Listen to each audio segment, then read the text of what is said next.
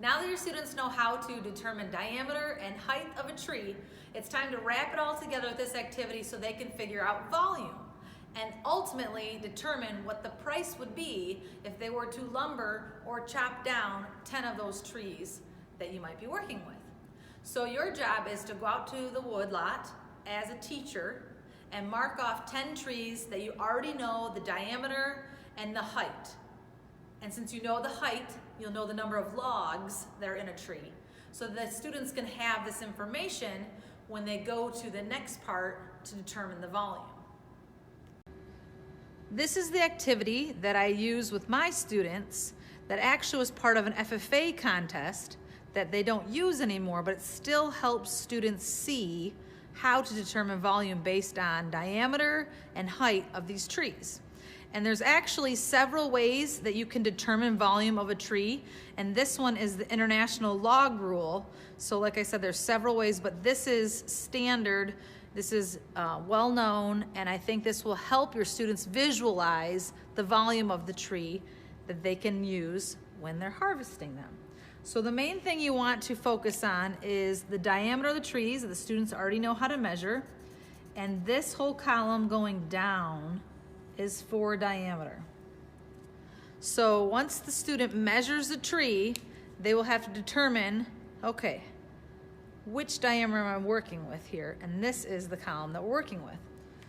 The next thing the students have to work on, like we said, is tree height. And height is gonna go horizontal, going this way across my chart. So these are a little more confusing because there are more things to look at, but the main thing is how tall is the tree and how many logs can you fit. So we're gonna focus right now on the 1 log trees. So it would be this column right here. So if a student measured a tree and the first tree they measured was 14 inches, they find the diameter on the left-hand side, and then the height for this 14-inch tree was 1 log. So in other words, the tree usable wood would probably be 16 feet. This is the square right here that we're dealing with for that tree. So you put a little slash or a mark there, because as the students are working their way through the woods, they don't know where they're going to put their slashes or how the trees are going to measure. So if you wrote a number 1, you have to cross it off and write a number 2. Cross it off, write a number 3. So doing the lines like this will help out a lot. And so if the trees are all measured and laid out, this is one tree that we found. Let's say another tree was 12 inches in diameter and 1 log. Let's say another tree we found was 12 inches in diameter, but now it's a 2 log. So I go over to the 2 log column, put a slash there. And another one was maybe 14 in diameter, but for 2 log, it goes in that column. You just keep filling out the chart until you have all your 10 trees accounted for diameter and height. And remember to look at, is it a 1 log tree? Is it a 2 log tree? Because that makes a difference on how tall the tree is, 1 log or 2 logs. So now I've gone through and I've mapped out all my 10 trees, and I know that I have my slashes in the right squares for the diameter of the tree in inches, and I have looked to the right column for the number of logs, 1 log, 2 log, 3 logs in a tree.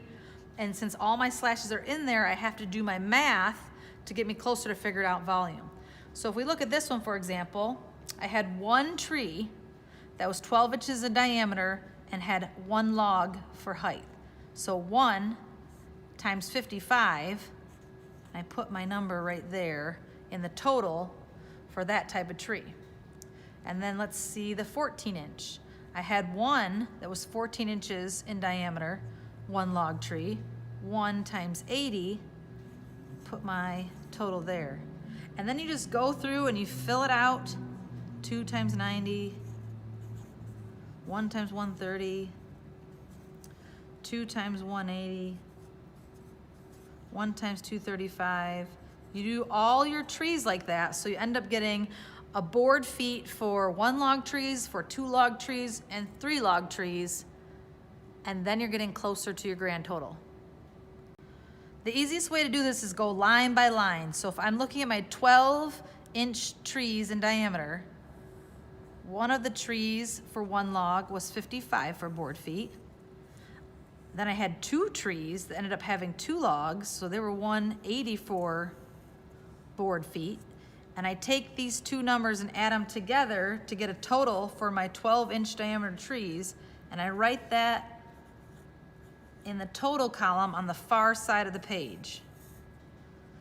And all you do is you go through each line for the diameter of trees. So the next one I do the 14-inch. So I had 1 tree with 1 log that was 14-inch, was 80 for board feet. I had 1 tree for 2 logs that was 14-inch, that's 130 for board feet. Add those 2 together, put them in my total column,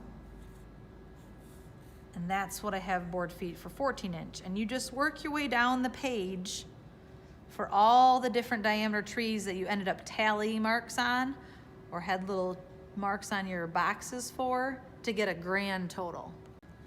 Now that you have totaled up each one of the rows, you can add up all these totals for the rows to give you a grand total board feet. And when we did this for the 10 trees, we end up with 2,480 board feet. So now that is a good number. However, it doesn't tell me much. Were they all the same type of tree? Were they different types of trees? To make life easier for students, you pick one type. And so for this activity, when you go out to the trees, you might only mark maples or only mark poplars. You're not going to do a mix, which you could if you had an advanced class and have them work on more math, more steps. But for this one, if we were talking about maple, let's pretend that the going rate for maple right now is $4.50 per board foot. So you take your 2,480, which is our grand total, if these all were maple, and you times it by the 450. This project, if these students were really harvesting or working in the woods with all these maple trees and chop them down and turn them in, would give you $11,160. That's not counting your costs, your labor, but that still is a good chunk of money for maple. On the flip side, if you told them to do poplar or a different type of tree, maybe the going rate is less. So if we did $3 per board foot, times that by my 2,480 board feet, and a poplar, if I had all 10 of that type of tree, is going to yield less, $7,440. So if I was somebody to say, okay, this is my woodlot, I'd like to make some money, would you go out and scout for poplar trees to chop down? Or would you go out and scout for maple trees? Perhaps you want to leave the poplar for wildlife or to help with the woods, to keep the natural vegetation up. Maybe you want to chop down the more profitable ones and help naturally thin out the woodlot, and it'll be more than one benefit. So this is a cool activity to do. You can show students lots of steps. There is math, there's nature, there's lots of things that can be tied in with the science benchmarks. So hopefully you go outside and try this out and have some fun.